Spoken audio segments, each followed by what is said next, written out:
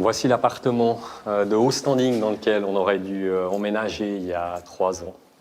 En fait, de haut standing, il n'y a que ce qu'on a vu là, l'ascenseur. Autrement, comme vous pouvez le constater, le garde-corps de l'escalier n'est pas aux normes, entre autres, les puits de lumière non plus. L'escalier n'est pas aux normes, la baie vitrée n'est pas aux normes. Cédric, Sandra, quand vous voyez là l'état de cet appartement dans lequel vous auriez dû vivre il y a 3 ans, c'est quoi votre sentiment? Ça fait pas envie d'y vivre, en tout cas. Il y a un sentiment aussi d'injustice, de colère, et puis, ouais, c'est vraiment triste, quoi.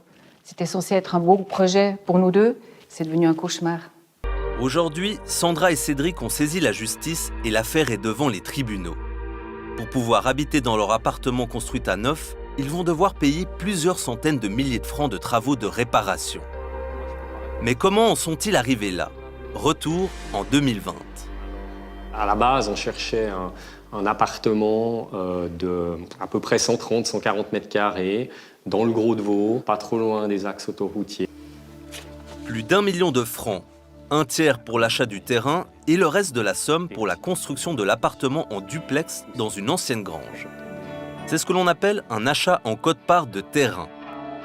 Explication de Laurent Pfeiffer, avocat spécialisé en droit immobilier. L'achat en quote-part de terrain, ça signifie que vous achetez une partie du terrain, comme son nom l'indique, et ensuite vous allez engager un entrepreneur général qui, lui, va venir construire l'immeuble dans lequel vous avez l'intention d'habiter. C'est-à-dire que vous devenez maître d'ouvrage. Et vous financez au fur et à mesure la construction de votre bien immobilier.